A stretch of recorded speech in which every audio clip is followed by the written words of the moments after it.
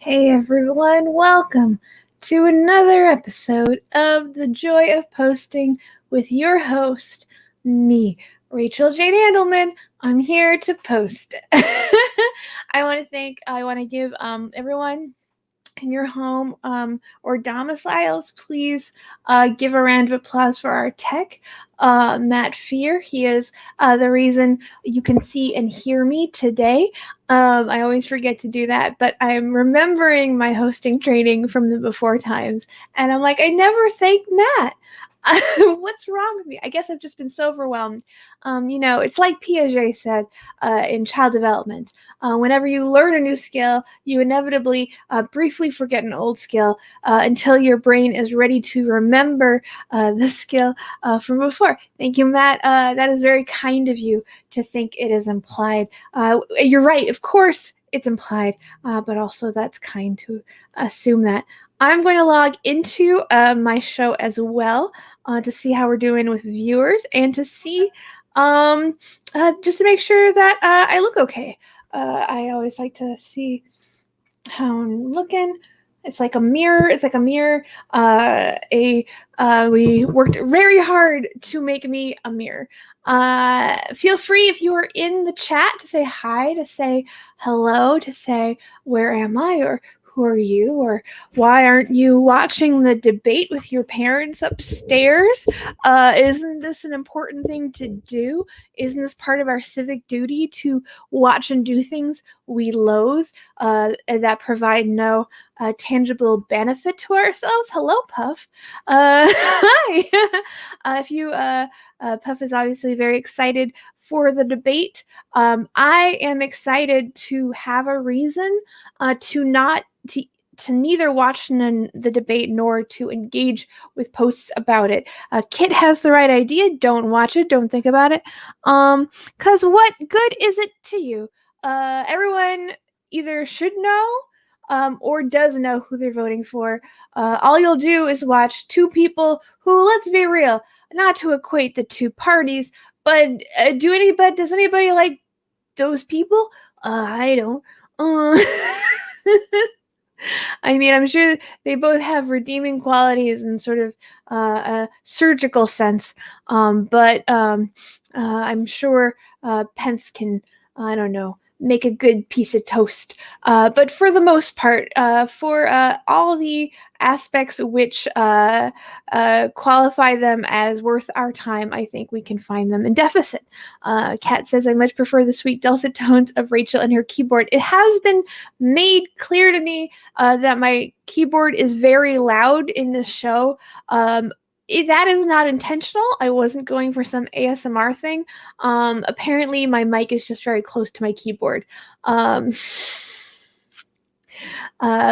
Pfeiffer says, I'm very stoked to have a small portion of my student loans forgiven after opening and running a business for 3 years in a disadvantaged area.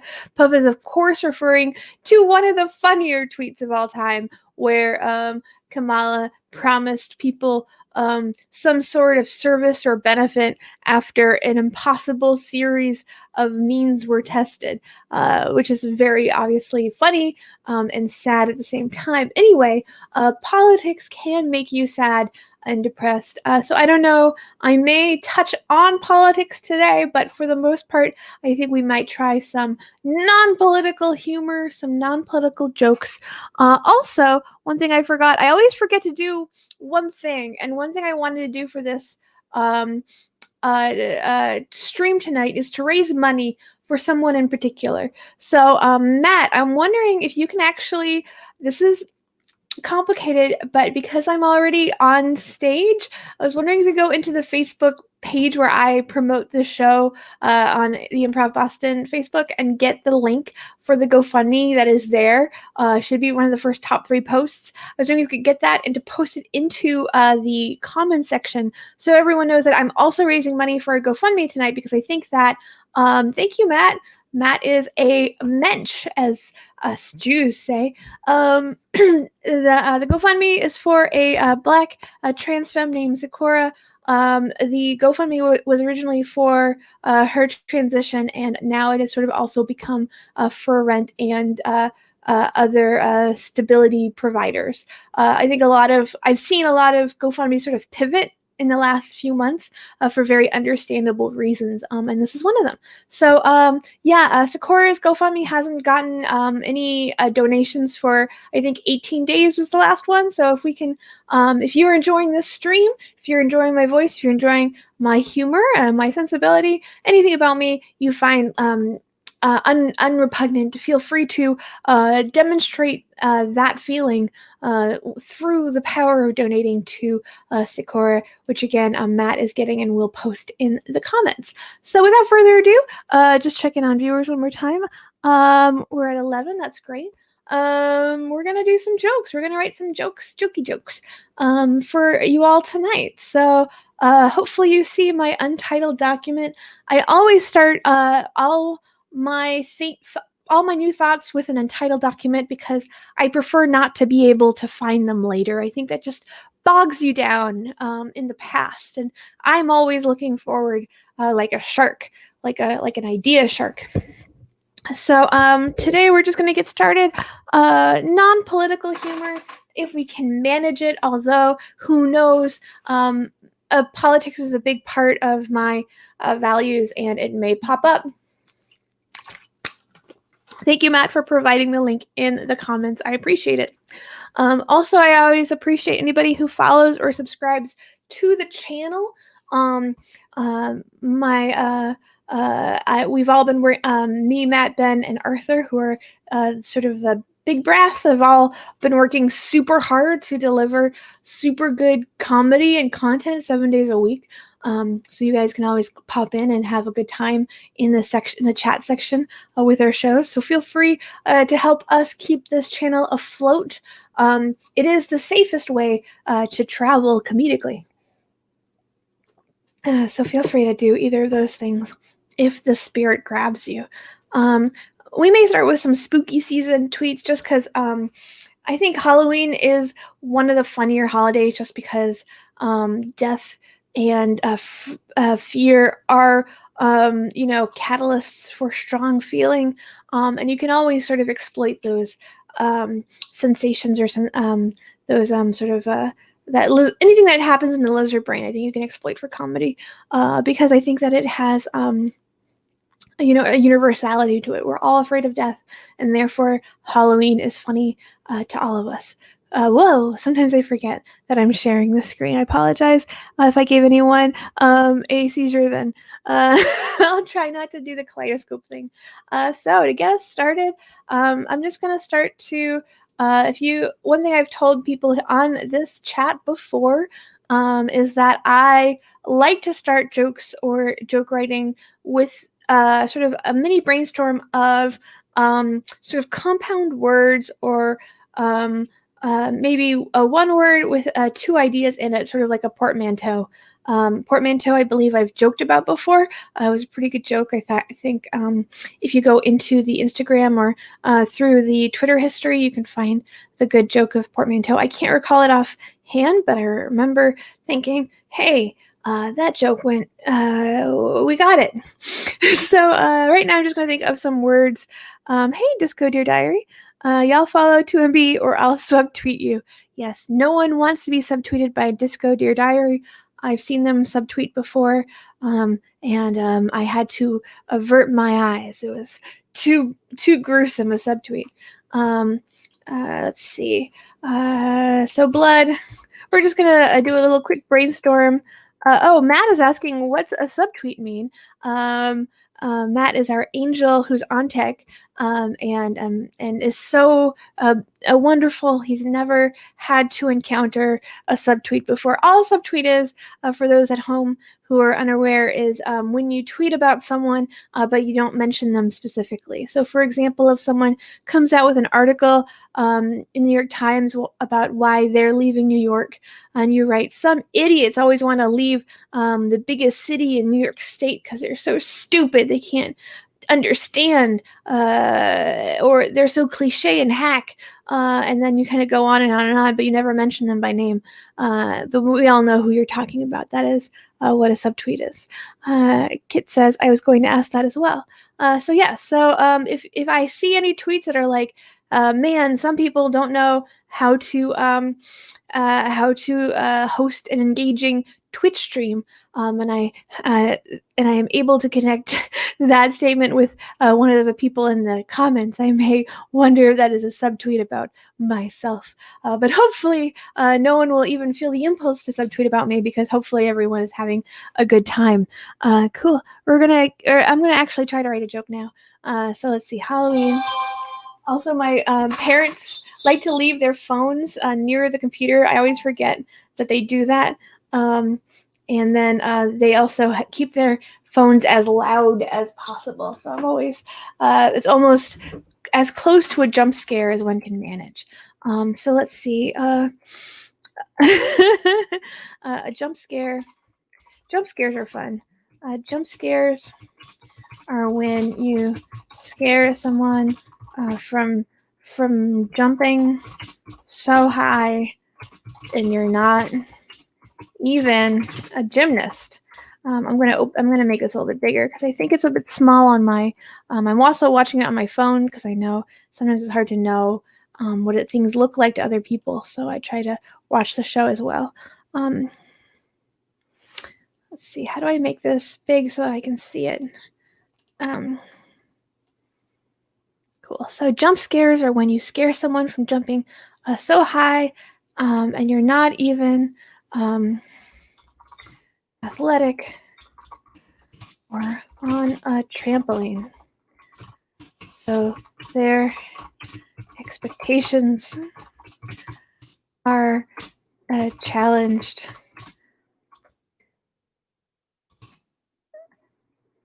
So much they're frightened. Matt, are you there? I actually have a request. Oops, kaleidoscope face. Matt, I have a request. I actually can hear my parents listening to the debate upstairs. I was hoping I couldn't. Could you take over the feed briefly while I go and close the door? Because I am distracted. I do have amazing hearing. Like pointlessly good hearing. Matt, would you mind taking over just for a moment or two as I close that door? Because it grosses me out to hear even the echoes of that event happening. Will you mind? I will wait for Matt. And in the meantime, I will keep going as best as I can. I don't mean to be like a woodcock from Phantom Thread character. I do realize that ultimately that's the kind of person I am. I do have sensitivities. I hear sounds when no one else can. Jump scares are when you scare someone from jumping so high and you're not even on a trampoline. Sometimes I like to create various versions of things, like they're not even athletic or on a trampoline, to prove to the reader that I have thought through this scenario. However, I think for this one, we want to lean into the absurdity and we'll just say trampoline. Jump scares are when you scare someone from jumping so high and you're not even on a trampoline, so their expectations are challenged. And that is the scariest event of all. This is a pretty good joke. Disco Dear Diary says, totally fair. I'd be grossed out by being able to hear the debate when I wasn't ready.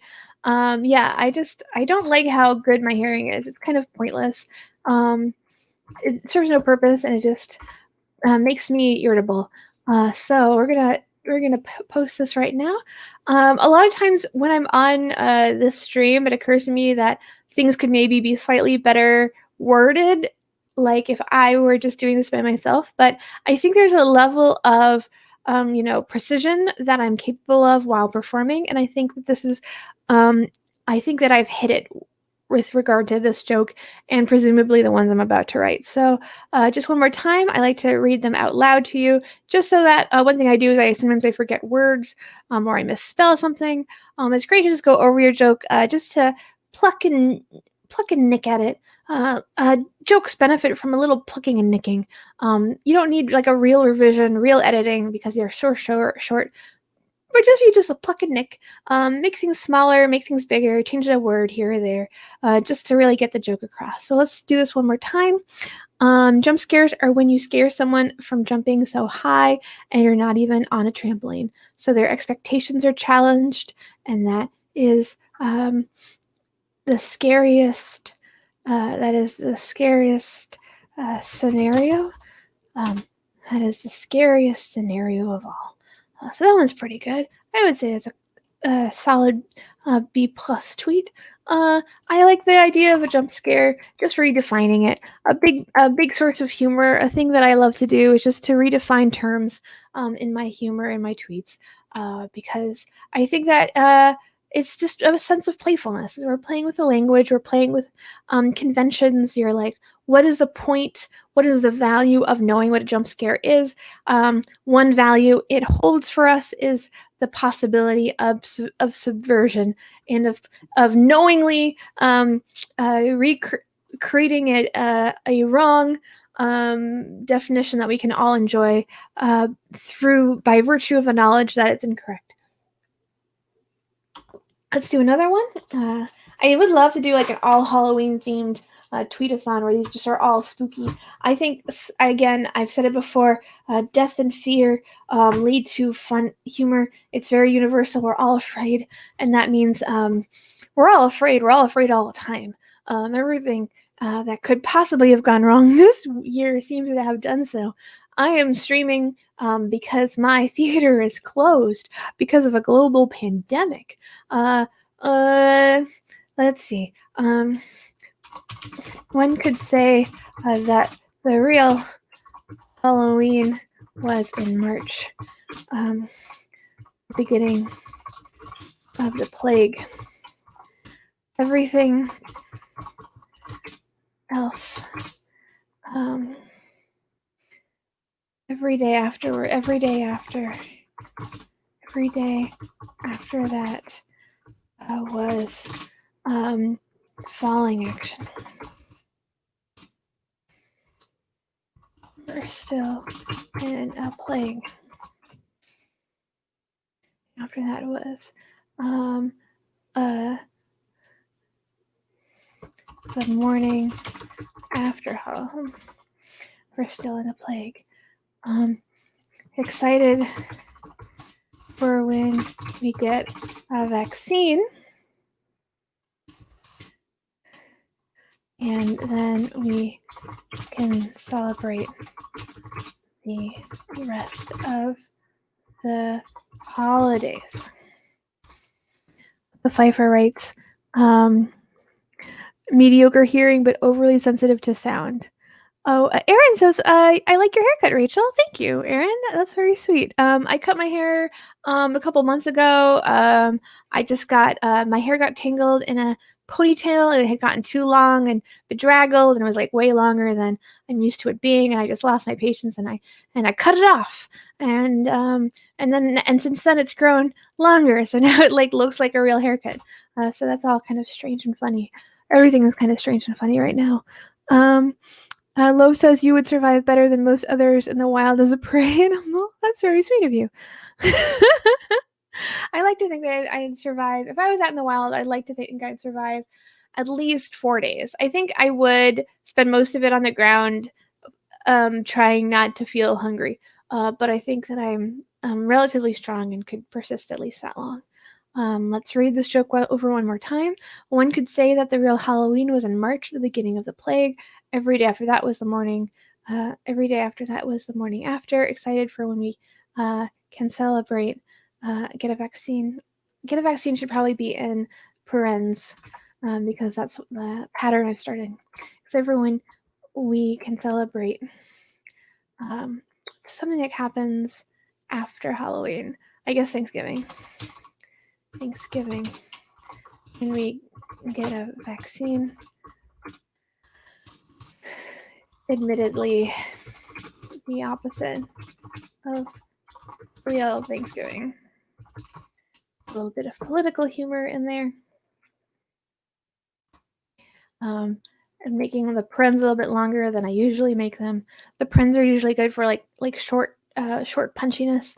This is an extended parens. We'll see if it plays. All you can ever really do is see if something plays.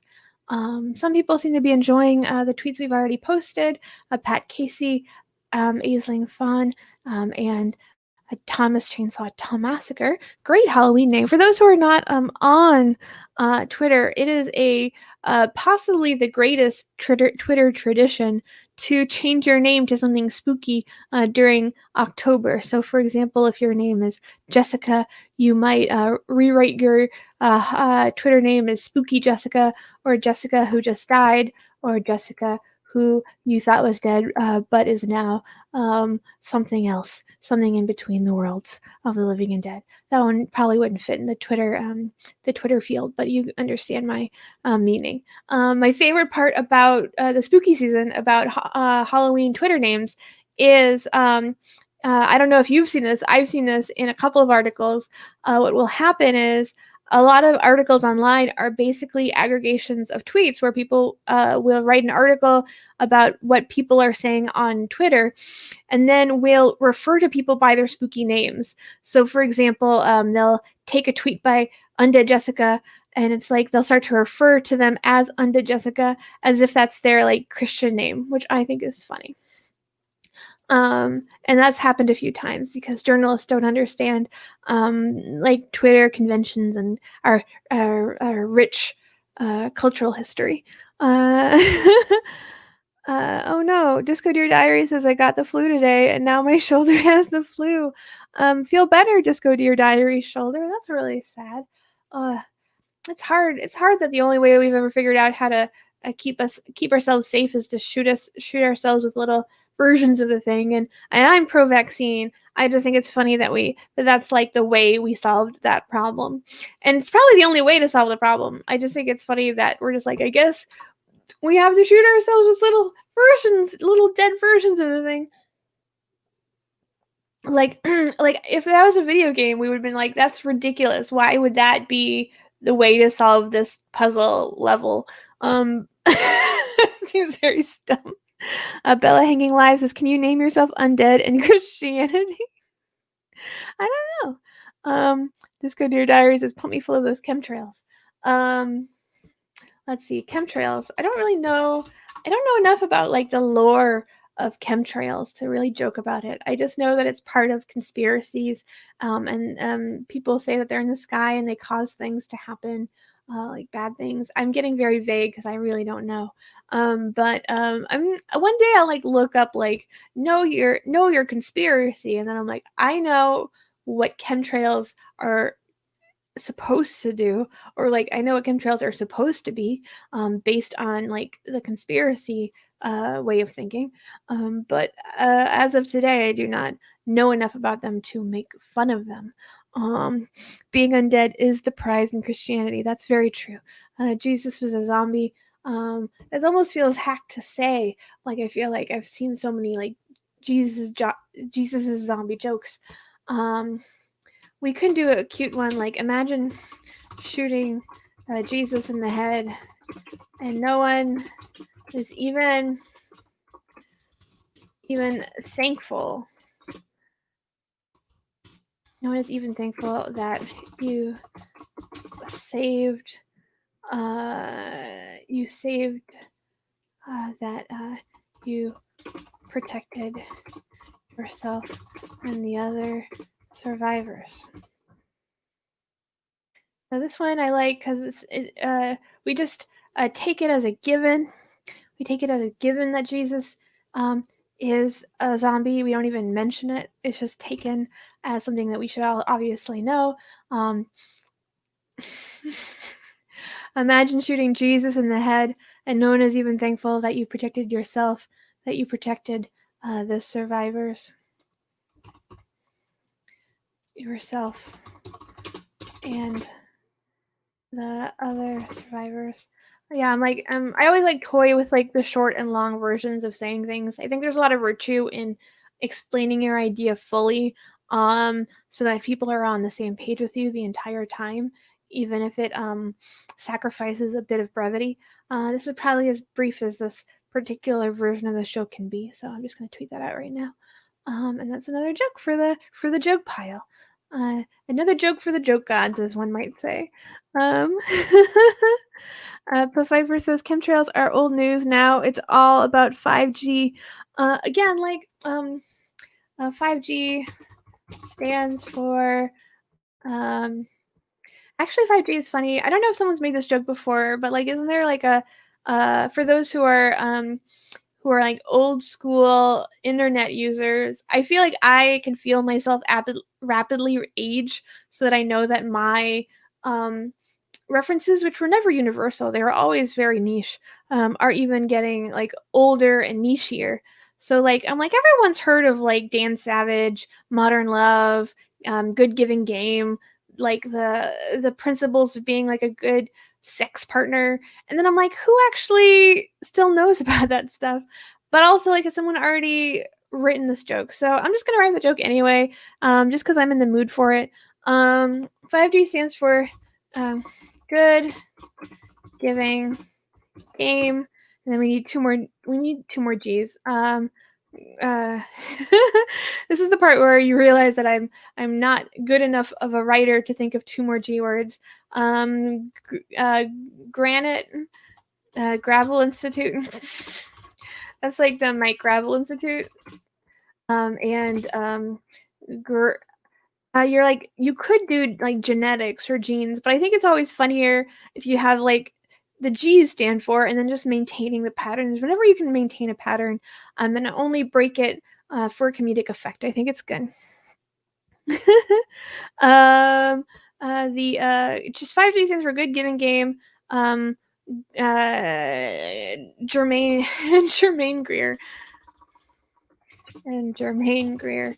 I forget if is she a TERF? Is she like one of the bad ones?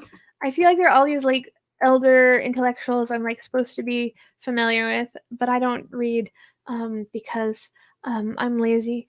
So I'm like, is she? I think she's a bad one. 5G stands for Good Giving Game and Jermaine Greer. I do like that her name has 2 G's in it. That's very funny to me. It causes corona because being nothing initiates plagues like being a thoughtful sexual partner while being Jermaine Greer.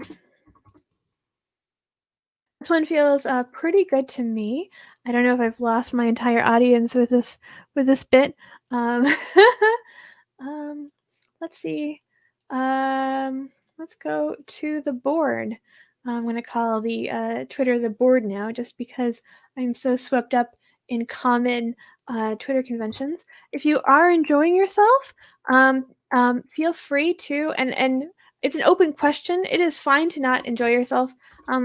That is to say, I am not necessarily assuming you are, but to the extent you are enjoying yourself, feel free to follow or subscribe to the channel, or if Matt can put up Sakura's GoFundMe again in the chat so that we all know that part of this stream is about raising money for her. So if that link can be put in the chat again, that would be amazing. So 5G stands for, to return to the joke, 5G stands for Good Giving Game and Jermaine Greer. It causes coronavirus because nothing initiates plagues like being a thoughtful sexual partner while being Jermaine Greer. I like this joke a lot. It's just very silly. I know that that's a level of insight into comedy writing you're not likely to find on other streams. Let's see. Prospero, 3 is about my limit for naming things. That is very fair. Luckily for you, most people only have 3 names, and most people, like, the only thing we really have to worry about in this world is naming other people when ourselves or our wives give birth, or our husbands give birth, or our partners give birth, and then you have to name a person, and that's important because if you fuck up the name, you fuck up the person. But outside of that, anything can really be named anything you want, and there's no really repercussions. Let's keep going. Discography. I just had sometimes I just have intrusive thoughts that are words. Discography. That doesn't really. There's not really a joke attached to that. I just think it's a fun word. It's the word disco, and there's a graph, and you're like, disco goes up, disco goes down, and then you're like, why? This is one of those things where you're just like, this is not for public consumption. I am actively alienating my audience, even engaging in these petty wordplay games. Let's continue on to something a little bit more relatable. Scratch tickets are funny. I won $100 playing scratch tickets. I scratched a police officer until they forgave $100 worth of parking tickets. Is a police officer? Is there something like more specific? It's funny. I could hear. I don't know if you guys. Of course, you guys can't hear it. It's not next to the microphone. I could just hear my dad yelling at the TV during the debate. So one must assume something terrible happened. But guess what? I'm not anywhere near that. Aren't you guys happy? All 12 of you?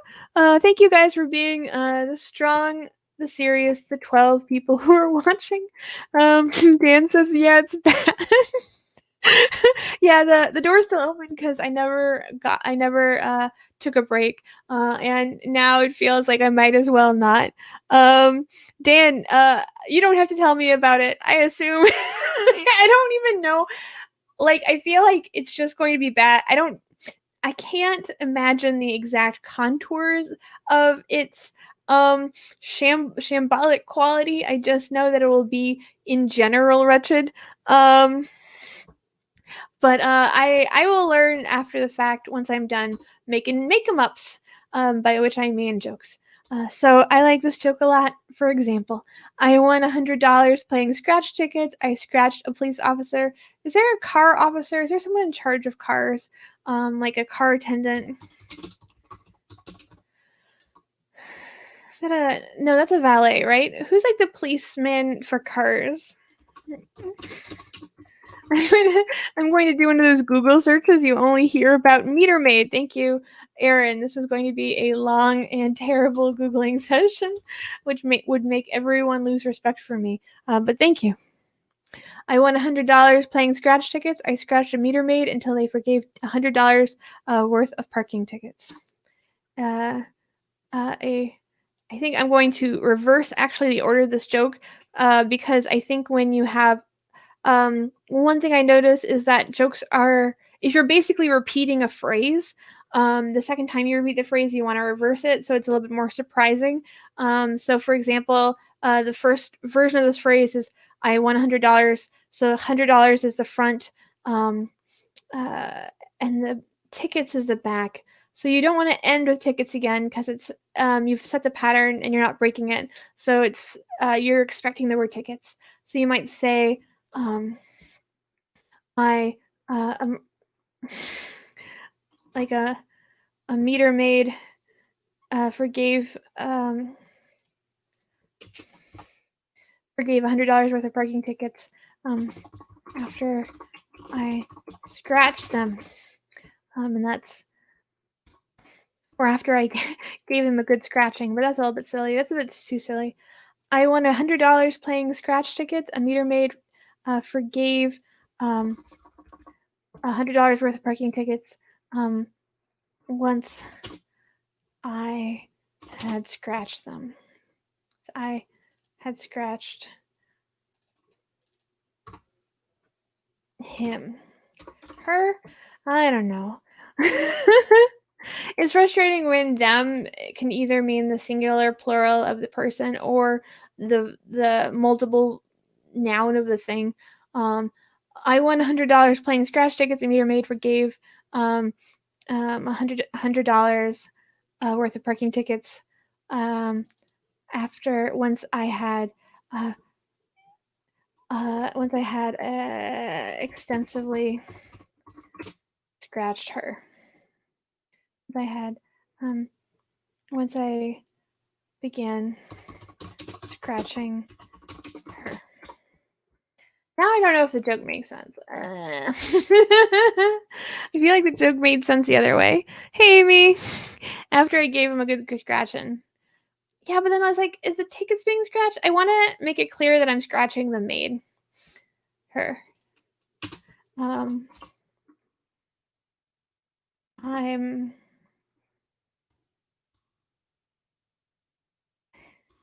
an act of violence.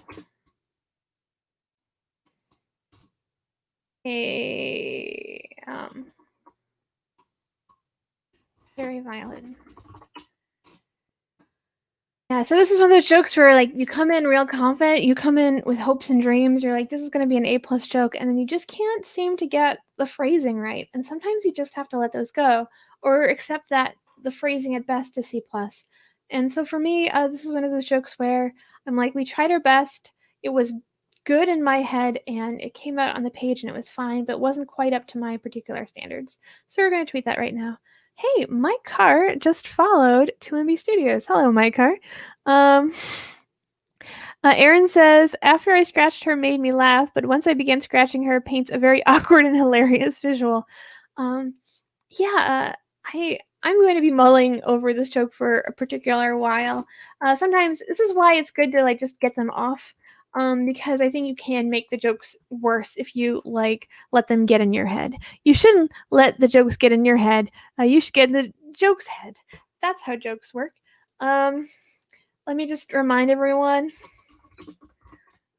if we're live, if you want to watch Rachel,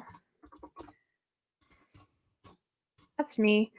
People sometimes ask me what my name is. Raj Anilman is just short for Rachel Jane Anilman. I used to be called Raj in a like an Animorphs message board and then a Cowboy Bebop message board.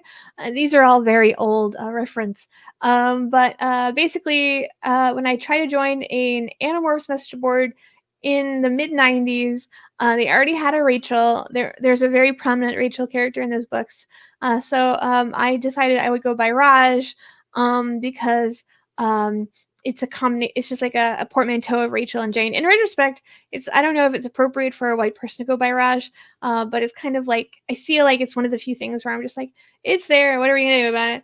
And it's like, it's just, I genuinely just use it for this account name. Like nobody calls me that anymore. Try to write jokes and end up telling long anecdotes instead. Twitch.tv/2MB Studios. So we're gonna get the word out just because I feel like a few more people could be watching us, and the best way to promote is during the fucking show. Like, don't even wait for the show to be over. Obviously, it's too late then. It's too late to promote your show if the show's over. You have to promote it right now while everyone's watching you. Aaron says, after I scratched her made me. Oh, I already read that one. Disco Dear Diary says, Cowboy Bebop morph.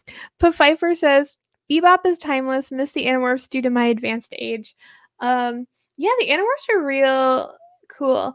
The Animorphs were, I think KA is much cooler than J.K. Rowling. If you read about like her interviews about writing these kids who are traumatized by war, you realize that she has like a really cool perspective on things, about war and about imperialism, and also about like bodies and identity. She's just the real deal. And obviously I'm not going to recommend children's books to adults, because I'm not one of those people that's like who's like one of those. I don't want to be like an adult who only reads kids books or only reads like children's entertainment. Like I would try to read like stuff that's appropriate to me. I try stuff with the appropriate nuance or subtlety. But if you want to read like an interview with her, I think that might be worth your time. Dear Diary says, might get into Animorphs for my second puberty. Hell yeah, second puberty. Let's see. 1 second. I'm trying to think of some more jokes. That's what I'm doing. I am what's it called? It's called when you're vamping or you're procrastinating, rather. So let's see how we're doing. A little bump up, 13 people. Hello. Hello, anyone who's joining us now. Again, if you're enjoying yourself, feel free to follow, subscribe, and give a little money to Sakura, the GoFundMe, I believe. Feel free to post that again, Matt. Let's do some more jokes, more spooky season jokes. Halloween is about getting candy from other people's houses. That's why. This is one of those jokes where I just start writing it and I hope that by the time I have an idea for the why or the punchline, it'll come to me. And that doesn't always happen, although when it does, it feels pretty good and I feel pretty cool. So that's always the goal, to just start writing a joke before you have the punchline, and for the punchline to sort of emerge, like the sentience of the Star Trek Enterprise in that one episode where the Star Trek Enterprise gets sentience and it's just an emergent quality. Because the computer system is already so advanced that it's like, oh, I guess I'm a person now. And obviously I can love. Anyone see that episode? It's pretty cool. I believe it's called Emergence. Halloween is about getting candy from other people's houses. That's why Every October, I begin. Yeah, I don't have an end to that, so I'm just gonna move on. I might have an end to it. I feel like there's a funny joke that's premised in the joke teller having some sort of ridiculous behavior. There's like something there that I'm like, do you make other people live in a candy factory? I think that's like so every October, I get my best friend to start sleeping in a candy factory. Once it has become her house in an illegal and philosophical in legal and philosophical terms, I am able to ask for several $1 million worth of Twix. So this is a joke where I was sort of stumbling over it. I wasn't quite sure how it ended, and then I kind of talked through it, or I talked around it rather, and I kind of got there. I was kind of happy. I would say I'm relatively happy with where it went. I'm unfortunately getting debate um, uh, debate reflections through the mere act of not having my Twitter properly magnified to just see the field where I put stuff in. Halloween is about getting candy from other people's houses. That's why every October um, I I encourage my best friend to start sleeping in a candy factory. Once it has become her house in legal and philosophical terms, I am able to ask for and receive um, $15 million worth of Twix. Other people's houses. That's why every October I ask my friend, doesn't have to be best friend, encourage my friend to start sleeping in a candy factory. Once it has become her house in legal and philosophical terms, I'm able to ask for and receive $15 million worth of Twix. And that joke is pretty good, I think.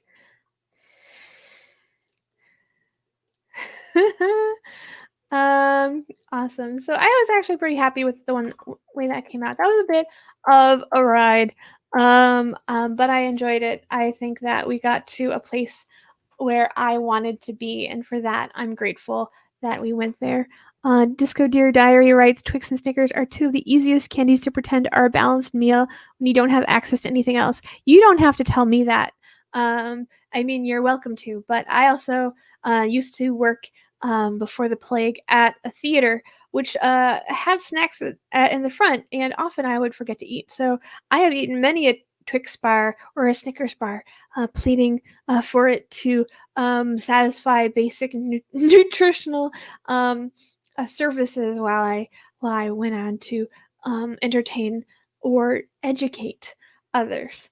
No more, of course. Now I just eat 4 peanut butter and jelly sandwiches a day, as is my wont, and is the limit of my capacities as a food preparer. Nothing. I will admit that nothing dries my throat out like this particular show. I don't know how podcasters do it.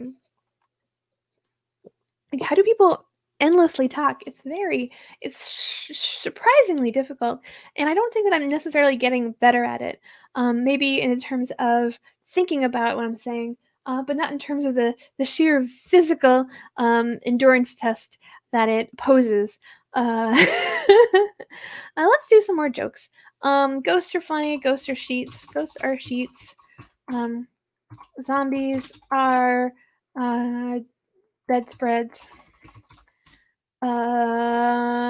Vampires are duvet covers. Mummies are. Let's see, what other things are there? Mummies are pillows.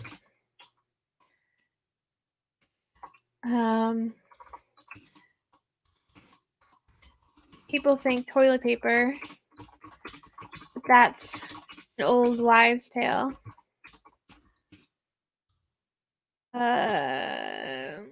Old wives are scared of paper. So this one's just like a real goofy one. This one's like just a real like, can we set a pattern that has an initial offer that is at least understandable by our sort of conventions? You're like, oh yeah, of course ghosts are sheets. People wear sheets and they pretend to be ghosts. And therefore, by that, we can just start to connect different monsters with different sort of parts of the bed. All monsters are from are part of the all monsters are bedclothes.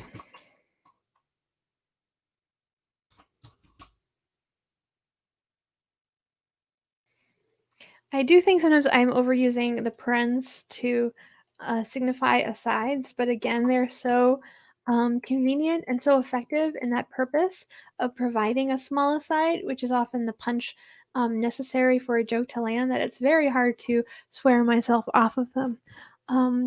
Back to the chat, just seeing how you guys are doing. Disco Dear Diary writes, I need to get me some peanut butter and jelly. Ghosts are sheets with insomnia, Bed Bath, and the Great Beyond. I think Bed Bath and the Great Beyond. I think I've heard that joke before. I think there was an animated show. I want to say on Comedy Central where like it was like a white normal guy, but then like his girlfriend was like the devil, and it was like a world where like people and demons like live together. Does this sound familiar? I think it had 2 seasons. But that was like definitely one of the jokes where it's like, what, it was like a spooky Bed Bath and Beyond, and from the Great Beyond. I remember the show was fun and fine. I do think it's funny that like in to 2100 or at some point in the future we'll look back and we'll be like, why did 90% of all pop culture have like a white boring straight guy as the protagonist? Like, this is fucking ridiculous. Like, it's such a strange, it will, once our society through a series of wars and calamities leads to art that is like truly inclusive and multipolar, we'll like look back on all these eras and just kind of shake our heads and at the absurdity of it, because it really is very silly to have just like, it feels very arbitrary. It's like, we're gonna do a show about the afterlife of dogs, and the main character is Stan. Ugly Americans. Puff, I forgot it. I don't mean to reduce the show to like a live version of that subreddit where people describe songs whose titles they've forgotten. That's not the purpose of this show. The purpose of the show is to watch you guys watch me make jokes and provide your own insight into the joke writing process if you have them, or brainstorming your own jokes if it so inspires you. Let's do some more jokes. Asterix look like little buttholes because when they were inventing language,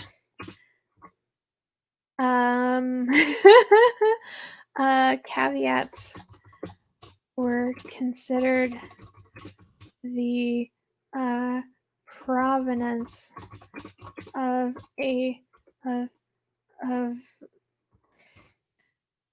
jerks.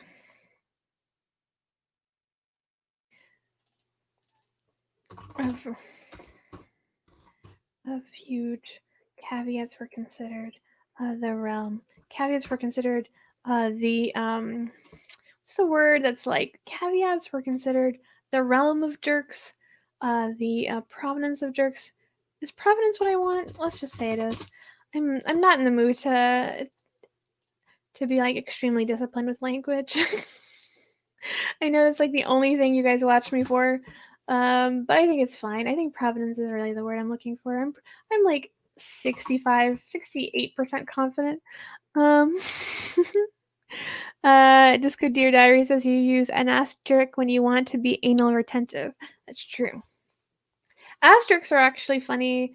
Um, One thing that's I think is so interesting was when I was reading this article about World War II, and asterisks are often like referred to as strafes, I think, in British language, and strafes are also like a synonym for like bombing someplace. So you would say like the Germans like strafed the British countryside, which is so funny because now I've like seriously always associated asterisks with like bombing the British countrysides in particular, and also that there was a brief period of time where Coventry was a verb to mean to bomb. So, like, specifically, the Nazis Coventraded the countryside, meant they bombed the hell out of it. Just like little associations like these are just whenever I read something interesting, I'm like, oh, sometimes I'm like, I have this recognition that this is just going to be a thought that I live with forever. And when I read that particular article, and I'm no like World War II buff at all, but when reading that particular article, I was thinking how I'll never stop looking at asterisks as like a little bomb going off near Sussex or whatever. So that's just like a little visit to my head for you guys. I'm not sure exactly what value it provides, but I assume if you're here, this is the kind of thing that you enjoy hearing. So let's do a couple more jokes. The Coventry thing and the stripe thing is also annoying because it's like not well known enough that I can make a joke about it. That's kind of the category of thought that I always sort of resent to a certain extent. Like the things that I know or think about that I cannot humorify and I cannot bring into the realm of humor because they're too strange or too obscure, and they cannot be sort of related in a way that's popularly understood. And so for that, there's a level of resentment I feel towards those thoughts and that category of knowledge, just because I believe that my work, to the extent that I can bring value to the world, and I hear my dad yelling at the TV again, this debate must be going terribly. But again, exactly how, I'll look up later. Thank you guys for sticking with me. If you're enjoying this stream, feel free to follow and subscribe to the channel, and to give to Sakura the GoFundMe. That I'm sure can post it one more time for you all to see it in the chat, right near the bottom where everyone tends to be. Let's try a couple more. I think I've written the word pinata a couple times. Um, let's keep it to spooky season. Um, Wolves. um, Wolves howl at the moon because they are sexually harassing it. When unfortunately the HR department, heaven, God, the stars, is only concerned with the welfare of the company, the celestial realm. Yeah, I'm really leaning very hard on this particular night, especially on the parens, to create asides. Howl's Wolves howl at the moon because they are sexually harassing it. Unfortunately, the HR department is only concerned with the welfare. We actually can take that whole part out. In this case, the celestial realm. I don't know if the semicolon is appropriate here specifically for a writer. I really don't know how everything always works, but it felt right, so I did it. Let's do some more. I like to talk a lot on this channel as frail as it makes my throat. But I think I have a suspicion you really are here to watch me write jokes. I think namely because that is the premise of the show. So I'll write some more jokes for you before we say goodbye to each other. Let's see, how are we doing on viewers? 14. Nice solid number. Thank you all for joining me on this particular Wednesday. I know that you could have watched the debate or possibly are watching the debate. To the on the screen beside or above or below the screen you're watching me on. In any case, I'm happy that you've tuned in whatsoever at all. So let's write some more. What else is spooky? Three-headed dogs. I want to make a how three-headed dogs have a hard time pooping joke. What else I'm trying to think of what else would be funny about having three-headed dogs. I can't think of it right now. A lot of times it's how humor works. I just think that I have an idea, but then I just don't. We are getting some interest in the jokes we've written tonight, though. I'm excited for when this stream ends. I will retweet them on my 11K account and see how well they do. I have a feeling that at least a couple of them will do well. Doing well in Twitter means that it will get a number of retweets and likes that feel commensurate with one of my more popular tweets. I tend to think that a tweet does well if it gets in the likes of the three figures. That's kind of my particular individual standard, but based on my own follower count. But whatever well means to you, depending on how many people see your tweets, everyone has their own standards, and I think that's important to remember. So never getting frustrated by the fact that people aren't vastly retweeting your tweets, because a lot of times people just don't see them, especially when you're beginning. So let's do a couple more. Pumpkins do well on people's doorsteps. They're orange, which is a friendly color. They have a thick stem, which is a friendly kind of stem. And they rot and they go bad within 2 months, which is a friendly amount of time in which to. So this one is almost less of a joke and more of a sort of just a reflection on the qualities of pumpkins.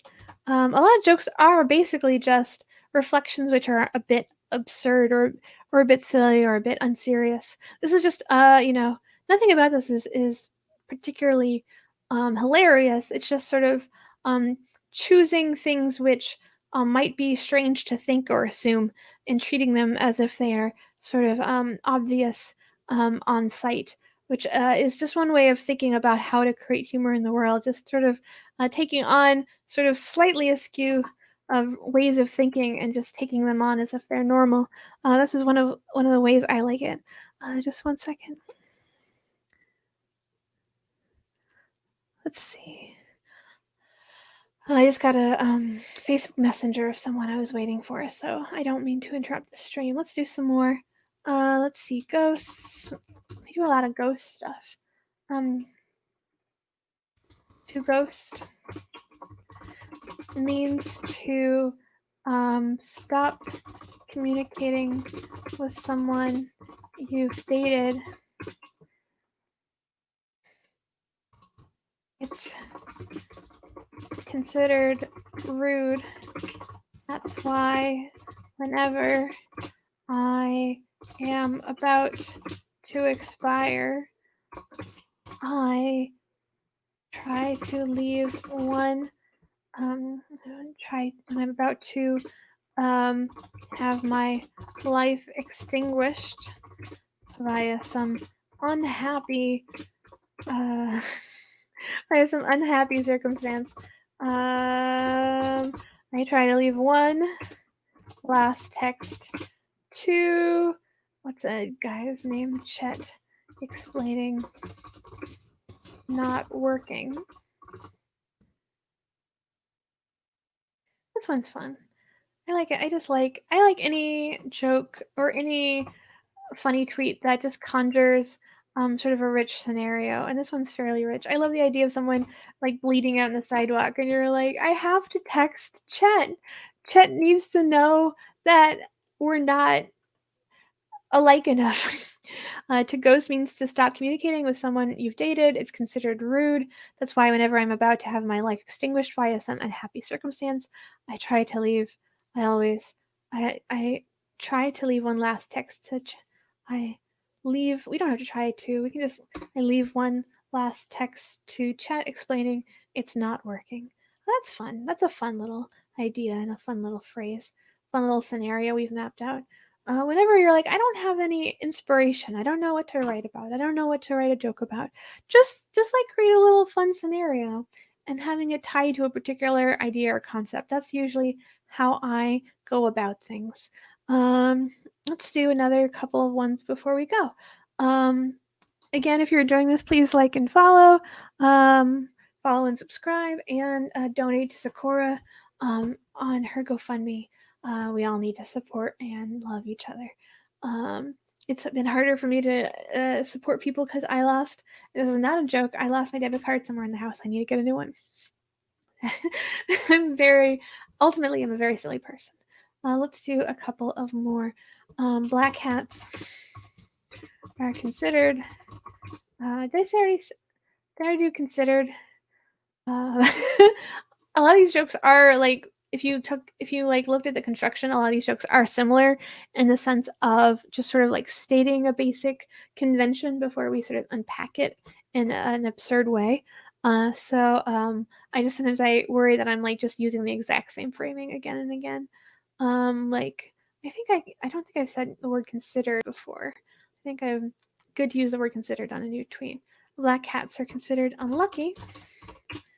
White cats are considered I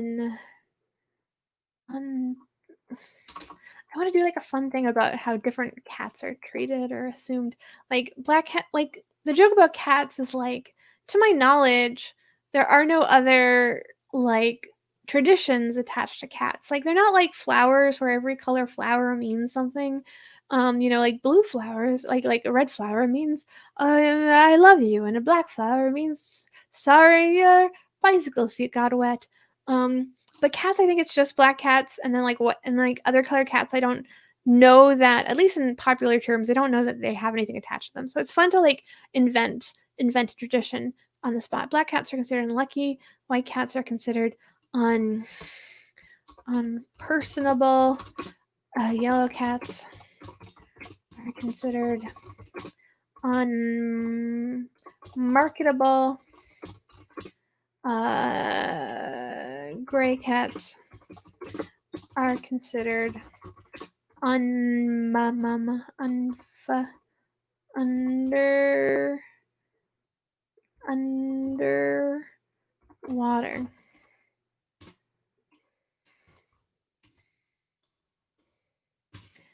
It's a gray cats are considered underwater. Black cats are considered unlucky. White cats are considered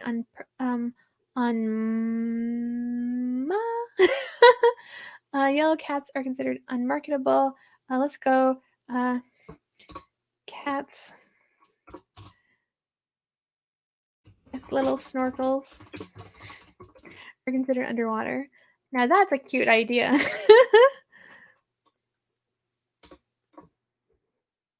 This is like an idea where I'm just like, I did not know this joke would be that cute when I started it. Again, like just like starting writing, I can't say it enough. Just start writing your jokes. You'll find if you just like let your mind wander and like let your mind extend the idea. You'll find really funny, cute things and ideas. Just letting yourself be open to the punchlines as they emerge. Black cats are considered unlucky. White cats are considered unpersonable. Yellow cats are considered unmarketable. Cats with little snorkels are considered underwater. That's just a cute joke. That's a very, I'm very, if this is like the last good joke I write tonight, or the last joke I consider good, I'll be very happy. That was a joke I was very happy with. Cool. Let's do a couple more. I feel like in the final hour, I feel my second wind or third wind. I don't forget how many winds we're on. Hoping to get my second wind. My parasail is rapidly descending.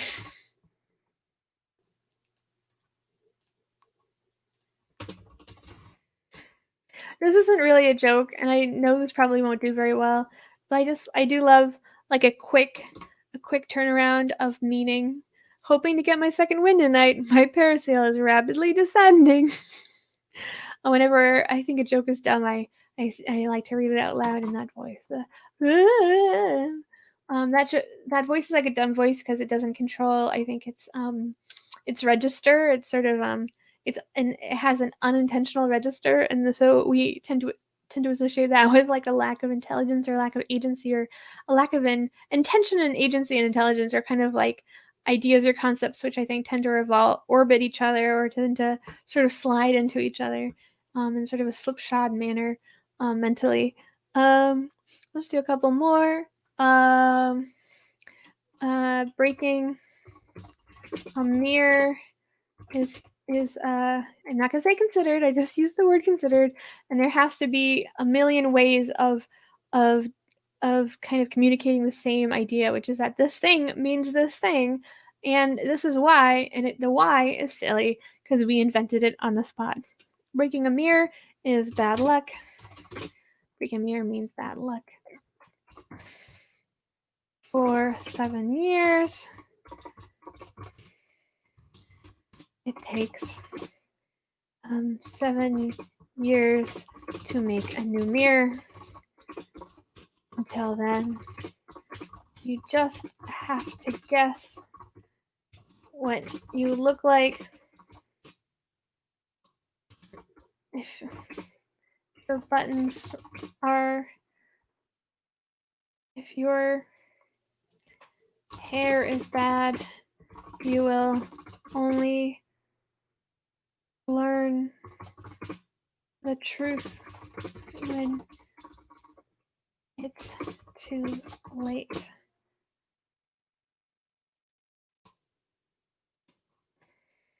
I think of a kind of a quippier, punchier way of ending this idea. I do like the idea that it takes 7 years.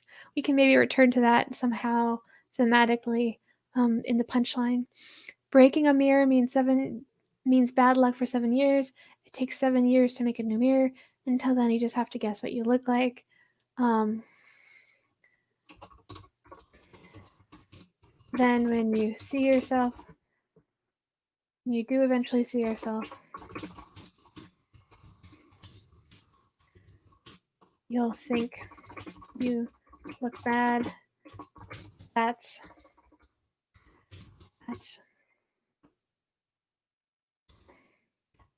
just 7 years. That's too long. It's just 7 years.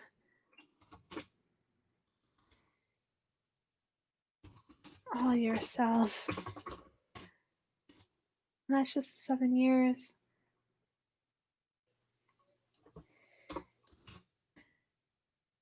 Just the 7 years passing. Bad luck is that who's the guy who makes the mirrors? Let's call him Phil or Lionel Elliot. Because that Elliot takes so long to make mirrors. I think Lionel has to be sort of like what's like an artisan name that's like a little bit, maybe out there, like not like necessarily associated with like um, industrial production because the idea is that there's some guy who's like laboriously making mirrors for a long time. Breaking a mirror means bad luck for 7 years. It takes 7 years to make a new mirror. Um, until then, you just have to guess. When you do see yourself, you think you'll look bad, but that's just the 7 years. The bad luck, that's just the 7 years. The bad luck is that Lyle takes so long to make mirrors. Breaking a mirror means bad luck for 7. Just change a 7 to a 7. If you ever realize your tweet is too long to post, first look for the numbers. You can turn those into just little guys. 7 can be 4 figures, it can be 1 figure. But that's the first, those are the first guys who should be to go. Breaking mirror means bad luck for 7 years. It takes 7 years. Oh, we can change that guy to 7 too. To make a new mirror. Until then, you just have to guess. When you do see yourself, you'll think you look bad. But that's just the years. The bad luck is that it'll take so long to make mirrors. And tweet it. That's a new joke. Guys, it's 10:15. I think we've probably done enough. I'm pretty happy with tonight's output. I hope that you guys had a fun time watching this show. Again, if you enjoyed it, feel free to follow and subscribe to the channel 2MB Studios. I'm not just a streamer, I'm also a producer and social media director, so please take that into account unless you've decided you no longer enjoy me, in which case, please forget that. Feel free to give to the GoFundMe in the comments, and also feel free to check out our other amazing programming. Tomorrow night, Thursday at 8 o'clock, we have a show called Quarantine Action Wrestling, which is quite a production and very entertaining. And then on Friday, we have The Rehash with Tukey Kavanaugh at 10:30, and Level Down, which is a gaming stream from 6:30 to 8:30. Again, just a panoply of entertainments. You can find the full schedule on the scheduled tab on Twitch and on our Instagram highlights. If you go to instagram.com/2MB Studios, the schedules are there. This has been Rachel Andelman. Thank you for letting me write jokes in front of you this evening and helping you distract yourself from the debates, which I'm sure were bad. I hope you have a great night and enjoy to the extent you can. I know the times are weird, but to the extent you can, please enjoy the rest of your evening. Good night.